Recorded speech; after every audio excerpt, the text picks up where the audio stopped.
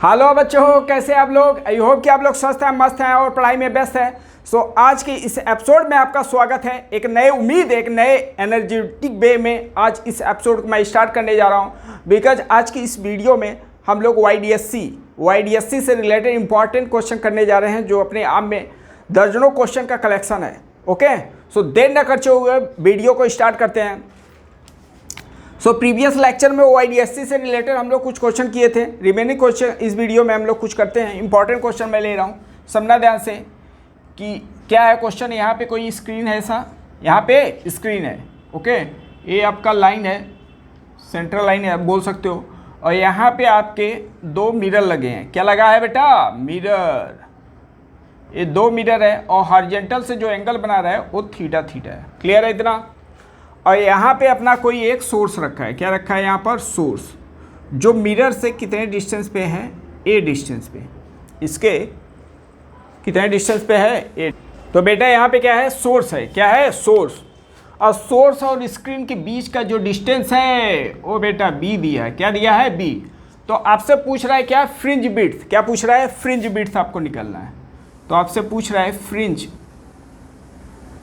Width कितना होगा, मतलब बीटा का वैल्यू पूछ रहा है। ओके, तो एक बार पॉज करके आप ट्राई करें। मैं इसको सॉल्व करने जा रहा हूं, अगर दम है तो इसको सॉल्व करके दिखाओ। ओके, तो चलो मैं इसको सॉल्व करने जा रहा हूं, चलो देखते हैं। तो फर्स्ट वाला आपको ये बताया गया है कि इंटरफ्रेंस के लिए आपके पास दो सोर्स होना चाहिए। तो यहाँ पे एक सोर्स है। इसके प्रीवियस लेक्चर में देखो, मैं ऐसे ही क्वेश्चन कराया था, उसमें भी एक सोर्स था, तो दो सोर्स बनाया था। तो इस टाइप के कहीं क्वेश्चन हो तो पहला फर्स्ट मेरा प्रायोरिटी होता है दो सोर्स बनाना। कितने सोर्स बनाना? दो ही, दो से अधिक मत बना देना बेटा, ठीक है ना। तो चलो दो सोर्स बनाते हैं। तो मिरर का जो प्रॉपर्टी है वो मैं यूज करता हूँ, जितने डिस्टेंस पे ऑब्जेक्ट है उतने डिस्टेंस पे इमेज। बट बी केयरफुल, जो डिस्टेंस हम लोग लेंगे वो परपेंडिकुलर, मतलब जो इमेज बनेगा ये इसी लाइन पे बनेगा, परपेंडिकुलर ड्रा करेंगे। कौन सा लेंथ? परपेंडिकुलर, ये वाला। क्लियर है? ऐसे सिमिलरली क्या करेंगे, ये नीचे वाला जो मिरर है उस पर भी हम लोग परपेंडिकुलर लाइन ड्रा करेंगे। तो यही मेरा क्या होगा? ऑब्जेक्ट का डिस्टेंस मिरर से। तो देखो इसमें एक राइट ट्रायंगल बनेगा। क्या बन गया? Right triangle. ये आपको ये थीटा दे दिया है, ये हाइपोटेनियस ए दिया है, परपेंडिकुलर निकालना है। तो क्या होगा? ए साइन थीटा होगा। क्लियर हुआ? तो जो सोर्स है वो मिरर से कितने डिस्टेंस पे है? ए साइन थीटा। बट आपको निकालना है इमेज, तो इमेज भी क्या होगा? इतने ही डिस्टेंस पे होगा, ए साइन थीटा पे। इमेज भी कितना होगा? ए साइन थीटा पे होगा। तो ए साइन थीटा पे कहीं यहाँ पे इमेज होगा। सही है? ऐसे सिमिलरली इधर भी ऐसे बन रहा होगा। ए भी कितने डिस्टेंस पे होगा? उतने ही डिस्टेंस पे। ए भी ए साइन थीटा होगा और ए भी क्या होगा? ए साइन थीटा। क्या क्लियर है इतना? अब ये हो गया, लेट कर लिया इसे सोर्स S1, इसे लेट कर लिया सोर्स S2। अब इन्हीं के बीच का मुझे डिस्टेंस निकालना है, इन्हीं के बीच का डिस्टेंस मुझे निकालना है। क्लियर है इतना? अब ये कैसे निकाला जाए? तो ये ज्योमेट्री से निकाला जाएगा। ये किससे निकाला जाएगा? ज्योमेट्री से। समझना ध्यान से। अगर ये थीटा है तो ये 90 है, तो ये कितना हो गया? 90 माइनस थीटा। ये कितना हो गया? 90 माइनस थीटा। और इसका हाइपोटेनियस कितना हो गया? ए साइन थीटा, ए साइन थीटा। तो जो हाइपोटेनियस हो गया ये पूरा कितना हो गया? 2a sine theta, 2a sine theta. Check करो क्या इतना क्लियर है? हाइपोटेनियस दे दिया और एंगल है 90 माइनस थीटा। तो इसको मैं क्या लिख सकता हूँ बेटा? ये है 90 माइनस थीटा, तो ये कितना हो जाएगा? अच्छा, ये वाला एंगल अगर पूछा जाए 90 माइनस थीटा है तो ये क्या होगा? ये थीटा हो जाएगा, क्योंकि ये 90 डिग्री है। तो हाइपोटेनियस दिया है और बेस निकालना है, तो कॉस थीटा यूज करेंगे। तो क्या आ जाएगा? 2a sine theta into cos theta. क्या चेक करो, यही होगा। ऐसे सिमिलरली ए भी होगा 2a sine theta into cos theta. Clear हुआ? तो अगर पूछा जाए सोर्स के बीच के डिस्टेंस कितना हुआ, स्लिट के बीच का डिस्टेंस, तो क्या बताओ? इसी के डबल कर दो। तो मुझे इस डायग्राम से क्या मिल गया है बेटा? इस डायग्राम से मुझे ये मिल गया डी का वैल्यू। तो क्या हो जाएगा? 4a sine theta into cos theta. Okay, तो ज्योमेट्री से यही सब आपको सॉल्व करना है। पहले मैं क्या किया? दो सोर्स बनाया। दो सोर्स बनाने के बाद जो रिक्वायरमेंट है मुझे वो निकाल रहा हूँ, क्योंकि फ्रिंज विड्थ क्या होता है? Lambda capital D. इसका वेवलेंथ होगा लैम्डा, ठीक है ना। लैम्डा लेट कर लो, lambda capital D upon small D. तो स्मॉल डी निकल गया, कैपिटल डी निकलता है। कैपिटल डी क्या होता है? जो आपका स्लिट है और स्क्रीन है उनके बीच का डिस्टेंस, यही है। तो ये पूरा डिस्टेंस ही अपना क्या होगा? डी होगा। तो डी देखो होगा क्या? डी क्या लिखोगे? बी तो प्लस होगा ही, बी प्लस क्या लिखोगे?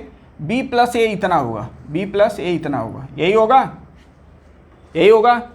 तो देखो क्या दिया था, ए आपको दे दिया है, ए पूरा अपना क्या है ए, अब मुझे ए निकालना है एक्चुअली, क्या निकालना है, ए वाला। ये ध्यान देना, ए मत लिख देना इसको वैल्यू, क्योंकि ए जो वैल्यू है ये यहाँ से यहाँ तक का है, मुझे ए वाला वैल्यू निकालना है। तो मुझे हाइपोटेनियस मालूम है 2a साइन थीटा और एंगल मालूम है, तो ये परपेंडिकुलर हो गया, तो परपेंडिकुलर में क्या आएगा, साइन थीटा। तो ये वैल्यू जो होगा 2a sine square theta, check करो क्या इतना होगा। तो दिस प्लस दिस यही क्या हो जाएगा, कैपिटल टी। तो यहाँ पे क्या लिखेंगे, 2a साइन स्क्वायर थीटा हो जाएगा इतना। अब डायरेक्ट फ्रिंज विड्थ का फॉर्मूला यूज कर देते हैं। तो बीटा इक्वल टू क्या था, लैम्डा कैपिटल डी अपान में स्मॉल डी।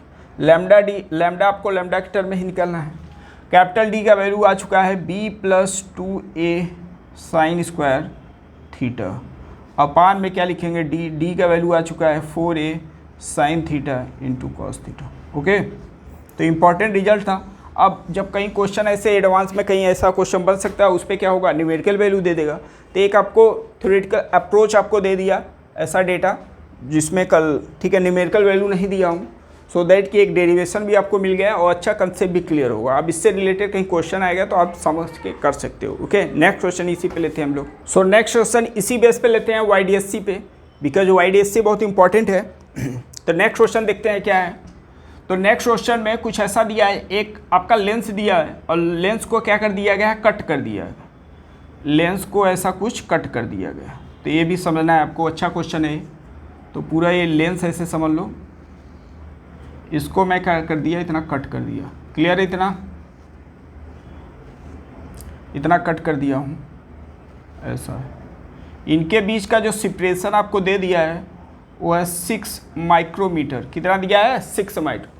और जो लेंस है ये जो लेंस है कन्वेक्स है, तो इसका फोकल लेंथ दिया है 20 सेंटीमीटर। कितना दिया है, 20 सेंटीमीटर। और ये जो डार्टेड लाइन ड्रा कर रहा हूँ, ये जो लेंस के बीच का जो गैप है उसका मिडिल पोर्शन से पास कर रहा है। ये अपना स्क्रीन है, ठीक है ना। तो लेंस और स्क्रीन के बीच का जो डिस्टेंस दिया है वो 100 सेंटीमीटर दिया है। कितना दिया है, 100। क्लियर है। तो अच्छा, जो यहाँ पे सोर्स दिया है, जो सोर्स दिया है वो लेंस से कितने डिस्टेंस पे है, 30 सेंटीमीटर। तो वही आपसे क्वेश्चन में, और इसका जो वेवलेंथ है वो 5000 एंगस्ट्रॉम में दिया। तो आपसे पूछ रहा है क्वेश्चन में इसका फ्रिंज विड्थ क्या होगा।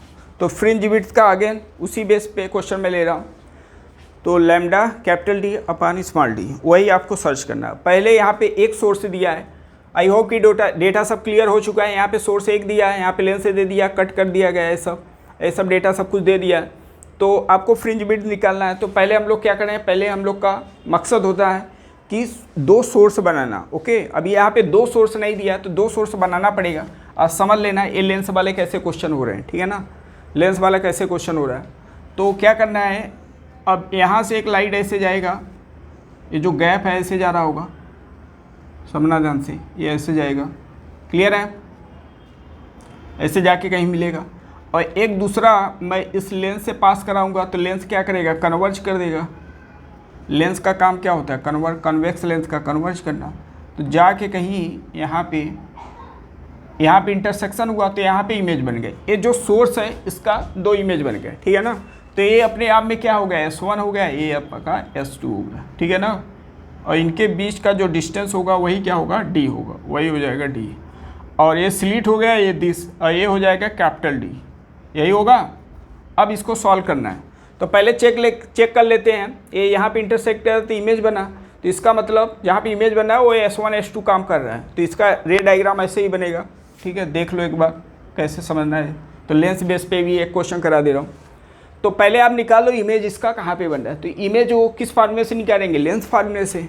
तो लेंस फार्मूला अगर यूज किया जाए तो 1/v minus 1/u equal to क्या लिखेंगे, 1/f। 1/v का वैल्यू निकालना है, बी केयरफुल, ये लेफ्ट हैंड साइड में है तो क्या लिखोगे, माइनस माइनस प्लस हो जाएगा 1/30, क्योंकि डिस्टेंस जो u है वो लेंस से कितने डिस्टेंस पे है, 30 सेंटीमीटर है। फोकस इसका पॉजिटिव, फोकस कितना 20। तो 1/v इक्वल टू क्या आ गया बेटा, 1/20 माइनस 1/30। तो v का वैल्यू जो निकालेंगे 60 सेंटीमीटर प्लस आएगा, ठीक है ना। इसका मतलब प्लस आया तो राइट साइड बनेगा। और कितने डिस्टेंस पे लेंस से, 60 सेंटीमीटर पर। तो इसका मतलब यहाँ से जो डिस्टेंस होगा वो 60 सेंटीमीटर पे होगा। बोलो यस या नो। अच्छा, अब दूसरा पॉइंट की जो स्क्रीन है और लेंस है उनके बीच का डिस्टेंस 100 है और जो इमेज है वो लेंस से बीच का डिस्टेंस क्या है 60 है। तो आप बता सकते हो जो इमेज है या जो स्लिट है और स्क्रीन के बीच का आप डिस्टेंस क्या होगा, क्या बताओगे? 100 में से 60 माइनस कर दो तो ये अपना डी का वैल्यू आ गया कितना, 40 सेंटीमीटर। बोलो यस या नो। ये आ गया कैपिटल डी। अब मुझे क्या निकालना है, स्मॉल डी। स्मॉल डी तो यही होता है। अब ये कैसे निकालेंगे, तो ये तो बड़ा सिंपल है यार। ये सिमिलर ट्रायंगल ऐसा बन रहे हैं तो परपेंडिकुलर टेन थीटा वाला फॉर्मूला यूज कर दो। एक बार ट्रायंगल देखो समझना ध्यान से, एक बार बड़े वाले में यूज कर रहा हूँ, एक बार स्मॉलर वाले में। तो देखो ऐसे बना है, इसको मैं जो उसमें है उसको निकाल के यहाँ पे दिखा रहा हूँ। ये अपना डी हो गया और यहाँ पे आपको दिया है 6 माइक्रोमीटर। ये कितने डिस्टेंस पे है, ये 30 सेंटीमीटर पे है और ए वाला जो है 60 सेंटीमीटर पे है। सही है, यही आपको दिया डिस्टेंस। तो एक बार मैं क्या किया, एक बार ये इसमें यूज कर रहा हूँ टेन थीटा, एक बार इसमें यूज कर रहा हूँ। या तो सिमिलर है तो परपेंडिकुलर अपान बेस, इसका परपेंडिकुलर अपान बेस रेशियो क्या होगा, इक्वल होगा। तो 6 अपान में 30 लिख दिया और इसका क्या लिखोगे, डी अपान में क्या लिखोगे, टोटल डिस्टेंस 90।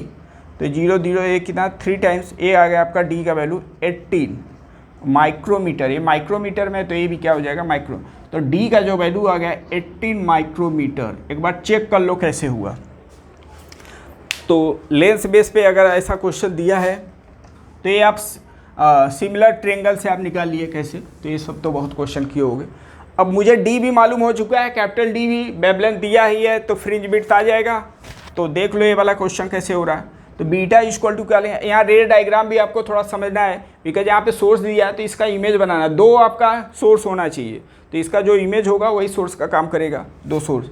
ठीक है ना। Beta equal to lambda capital D upon small D. Capital D का वैल्यू 5000 एंगस्ट्रॉम 10 की पावर -10। कैपिटल डी का वैल्यू आ चुका है 40 सेंटीमीटर, 40 × 10 की पावर -2 अपान में स्मॉल डी 18 माइक्रोमीटर। तो 10 की पावर -6 न लिखना भूलें।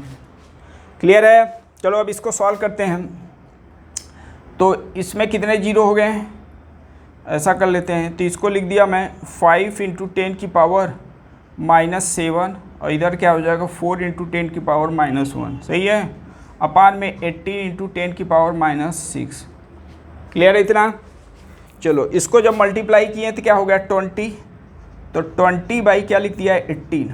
ये हो गया 10 की पावर -8 और ये ऊपर गया तो 10 की पावर -8 + 6 तो कितना हुआ 10 की पावर -2। सही है। ये क्या आ गया बीटा, ये क्या आ गया अपना बीटा। तो एक इसमें है मीटर में, कितना है मीटर में। तो अगर सेंटीमीटर में लिखा जाए तो कितना आ जाएगा 20। ए हो गया अपना मीटर में हो जाए तो सेंटीमीटर में लिखोगे तो 20/18 हो जाएगा, मतलब 10/9 सेंटीमीटर। तो फ्रिंज विड्थ यहाँ पे आ चुका है 10/9 सेंटीमीटर। सो बहुत ही इंपॉर्टेंट, बहुत ही इफ़ेक्टिव और सेलेक्टिव मैं क्वेश्चन लिया 2, जो अपने आप में दर्जनों क्वेश्चन का कलेक्शन है। तो इसको सोचें और समझें, ओके। बिकॉज ये ऐसे क्वेश्चन है जो आपको कंसेप्ट क्लियर करें। ठीक है ना। अभी एडवांस में देखना, ऐसे बहुत क्वेश्चन बने हुए हैं, उसको भी हम लोग डील करेंगे। तो